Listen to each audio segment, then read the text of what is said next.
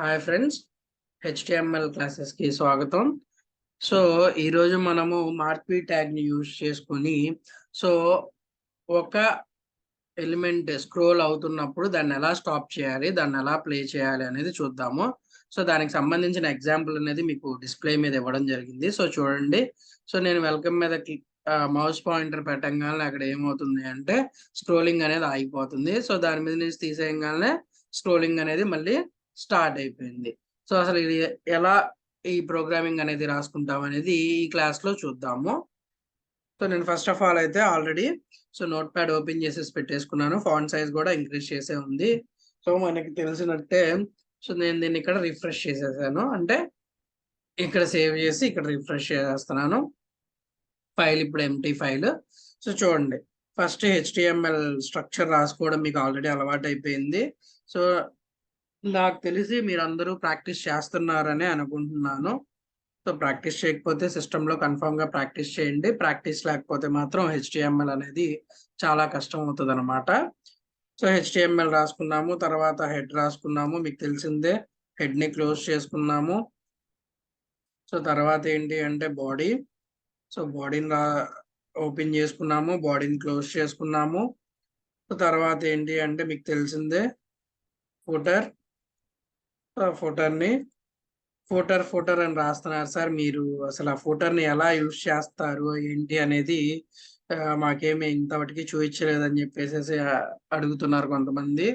So అలా ఏంటి అంటే ఫుటర్ అనేది మనము ఎప్పుడు కూడా మన అడ్రస్ పర్పస్ గురించి కానీ, మన ఆఫీస్ లొకేషన్ ఎక్కడ ఉంది, మన ఆఫీస్ ఫోన్ నెంబర్స్ ఏంటి, మన జీమెయిల్ ఏంటి, సో ఇలాంటి వాటిని రిప్రజెంటేషన్ చేయడం కోసం ఫుటర్ని యూజ్ చేసుకుంటాము. సో ఎట్ ప్రజెంట్ నేను చెప్తున్న క్లాసెస్లో ఫుటర్ అనేది రాసినా రాకపోయినా ప్రాబ్లం ఏం లేదు. కాకపోతే బాడీ అంటే స్ట్రక్చర్ అనేది మీకు గుర్తుండడం కోసం నేను అనేది కంటిన్యూ చేస్తున్నాను అన్నమాట. సో చూద్దాము. సో ఫస్ట్ మనం టైటిల్ ఇచ్చుకోవాలి కాబట్టి మన వెబ్సైట్కి టైటిల్ ఇస్తున్నాను. సో టైటిల్ అనేది మనము play and stop of marquee tag అనేది ఇద్దాము. So play and stop of marquee tag. So దీన్ని సేవ్ చేశాను. సో ఇక్కడ రీలోడ్ చేస్తున్నాను. చూడండి, play and stop of marquee tag అనేది వచ్చేసింది. సో ఇక్కడ నేను ఏం చేస్తున్నాను అంటే బాడీలో ఫస్ట్ ఒక మార్క్వీ ట్యాగ్ తీసుకుంటున్నాను. సో మార్క్వీ ట్యాగ్ అంటే ఏంటి అనేది ఎలా అనేది ఫస్ట్ టైం ఈ వీడియో చూస్తున్న వాళ్ళకి నేను పైన నోటిఫికేషన్స్లో ఇస్తాను అనమాట. సో చూడండి, ఐ సింబల్ మీద క్లిక్ చేస్తే మీకు దాని గురించి వస్తుంది. సో మార్క్వీ ట్యాగ్ అంటే ఏంటి, దాన్ని యూజ్ ఎలా చేస్తాము అనేది నేను పైన మీకు ఇస్తాను. సో చూడండి, మార్క్వీ ట్యాగ్ అనేది ఓపెన్ చేసుకున్నాము. సో ఏంటి అంటే ఇక్కడ సిఎస్ఎస్ లోని ఒక చిన్న ప్రాపర్టీని అనేది యూజ్ చేసుకుంటాం అనమాట. ఫస్ట్ అసలు మార్క్వీ ట్యాగ్ వస్తుందా రాలేదో చూసుకుందాము. సో దానికోసం డెమోకి హలో అని ఇచ్చేసాను, సేవ్ చేశాను, రన్ చేశాను. సో మన మార్క్వీ ట్యాగ్ అయితే పర్ఫెక్ట్ గా వర్క్ అవుతుంది. సో చూద్దాము. సో నేను మార్క్వీ ట్యాగ్ హైట్ విడ్త్ ఇచ్చేద్దాం అనుకుంటున్నాను. ఫస్ట్ వచ్చేసరికి మార్క్వీ ట్యాగ్ యొక్క బ్యాక్గ్రౌండ్ కలర్ ఇస్తున్నాను. So BG colour. So BG colour equal to so some grey orange ఇద్దాము. సో ఆరెంజ్ కలర్ చూద్దాము ఎలా ఉంటుందో. ఒక్క నిమిషం.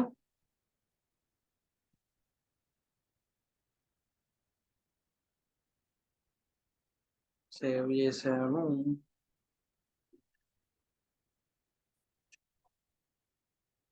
బీజీ కలర్ చూద్దాము.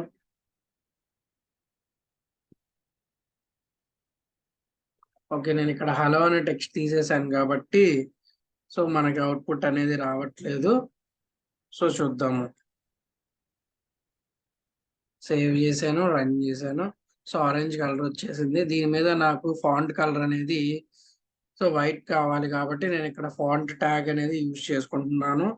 సో నేను ఇంకా సిఎస్ఎస్ లోకి ఎంటర్ చేయట్లేదు మిమ్మల్ని కంప్లీట్ గా. సో ఎంటర్ చేసినప్పుడు సిఎస్ఎస్ లో వీటిని ఎలా కంట్రోల్ చేయాలి, ఫాంట్ సైజెస్ ని ఎలా కంట్రోల్ చేయాలి ఏంటి అనేది చూద్దాము. సో కలర్ వచ్చేసరికి colour equal to some white అని ఇస్తున్నాను. సో మనకి వైట్ కలర్ టెక్స్ట్ కావాలి కాబట్టి సో చూద్దాము. వైట్ కలర్ వచ్చేసింది. So orange. ఒకసారి బ్లాక్ ట్రై చేద్దాము. సో బ్లాక్ లో ఎలా ఉందో చూద్దాము. బ్లాక్ లో వైట్ కలర్ అనేది చాలా బాగా కనబడుతుంది. సో సైజ్ వద్దాము. So size equal to some 3 ఇస్తున్నాను నేను. ఏం లేదండి, మనకి కావాల్సినట్టు మనము మార్చుకోవడమే.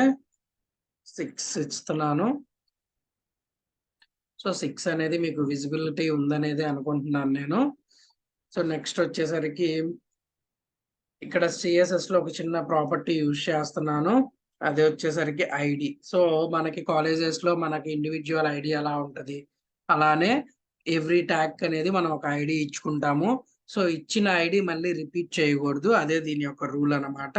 సో ఐడి ఈక్వల్ టు నేను హలో అని ఇస్తున్నాను. సో హలో అని ఇస్తున్నాను. ఈ ఐడిని యూజ్ చేసుకొని మనం ఇప్పుడు దీన్ని ఎలా స్టాప్ చేస్తాము ఏంటనేది చూద్దాము. సో ఐడి ఇచ్చేసాను కదా. సో ఇప్పుడు ఏంటి అంటే ఒక చిన్న ట్యాగ్ రాసుకుంటున్నాను. ట్యాగ్ ఏంటి అంటే ఒక పారా ట్యాగ్ తీసుకుంటున్నాను. పారాగ్రాఫ్ ట్యాగ్ మీకు ఆల్రెడీ తెలిసిందే. సో పారాగ్రాఫ్ ట్యాగ్ తీసుకున్నాను. పారాగ్రాఫ్ ట్యాగ్ లో నేను వెల్కమ్ టు ద క్లాస్ అని రాశాను. So welcome to the class చూద్దాము. సో మనకు output welcome to the class. So ఈ వెల్కమ్ టు ద క్లాస్ మీద హోవర్ చేసినప్పుడు మౌస్ అనేది మనకి ఏం కావాలి, స్టాప్ అవ్వాలి స్క్రోలింగ్ అనేది. సో చూడండి ఇక్కడ ఆన్ మౌస్ ఓవర్ అనేది ఈవెంట్ అనమాట. సో ఈవెంట్స్ గురించి మనము నెక్స్ట్ క్లాసెస్ లో డిస్కస్ చేసుకుందాము. ఇక్కడ రెండు ఈవెంట్స్ వస్తాయి, on mouse over, on mouse out అనమాట. ఆన్ మౌస్ ఓవర్ అంటే మనం మౌస్ ప్లేస్ చేసినప్పుడు, ఆన్ మౌస్ అవుట్ అంటే మనం మౌస్ తీసేసినప్పుడు. సో చూడండి on mouse over. So on mouse over చేసినప్పుడు ఏమవ్వాలి మనకి, సో హలో అనేది స్టాప్ అవ్వాలి. సో నేను అదే రాసుకుంటున్నాను, hello dot stop. So stop అనేది ఈవెంట్ అనమాట. సో ఈవెంట్స్ గురించి నేను నెక్స్ట్ మీకు బ్రీఫ్ గా ఎక్స్ప్లెనేషన్ ఇస్తాను. సో చూడండి దీని మీద ప్లేస్ చేయగానే స్టాప్ అయిపోయింది కదా. సో మళ్ళీ తీసేస్తే ప్లే అవ్వట్లేదు. సో అది కూడా చెప్పాలి కదా మనము ఎప్పుడు ప్లే అవ్వాలనేది. అప్పుడు ఏంటి, on mouse out. So on mouse out అనగానే సో ఏమవ్వాలి, ఈ హెల్లో అనేది డాట్ స్టార్ట్ అవ్వాలి. సో స్టార్ట్ అవ్వాలి. సో చూడండి దీన్ని మళ్ళీ సేవ్ చేశాను, రన్ చేశాను. సో చూడండి నేను దీని మీద ప్లేస్ చేయగానే స్టాప్ అవుతుంది, తీయంగానే ప్లే అవుతుంది.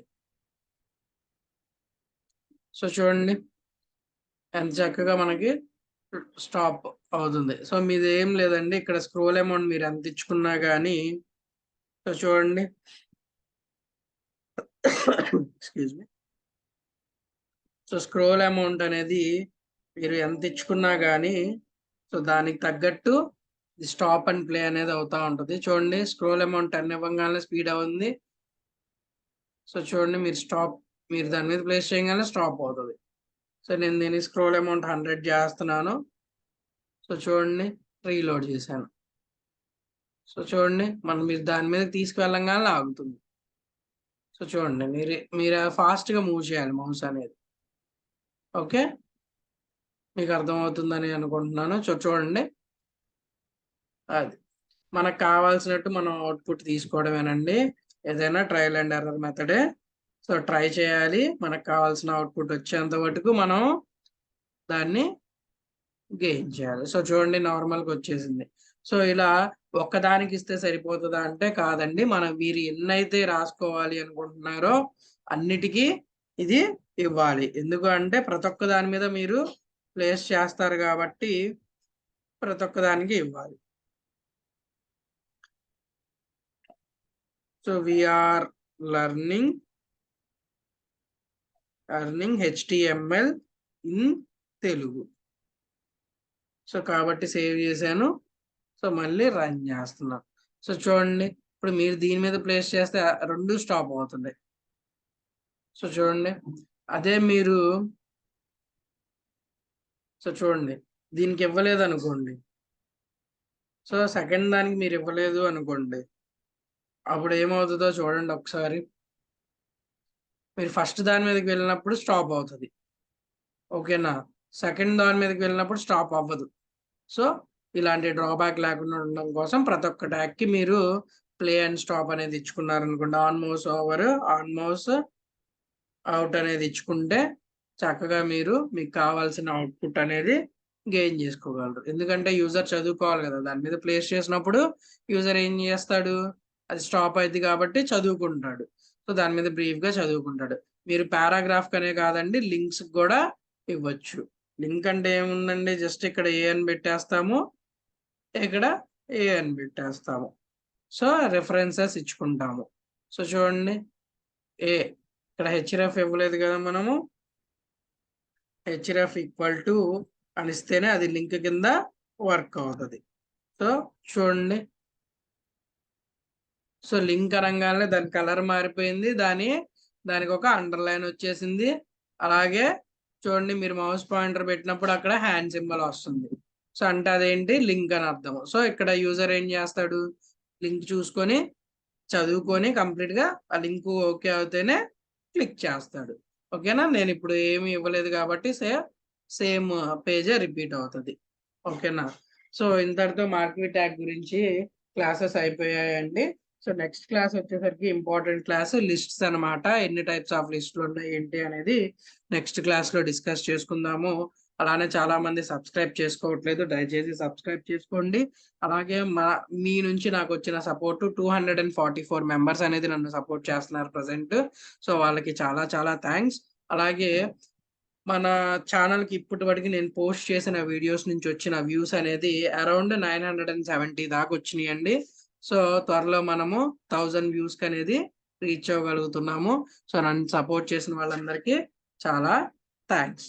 అలాగే ఈ క్లాస్ అనేది ఇంతటితో ఎండ్ చేస్తున్నాను. Thank you.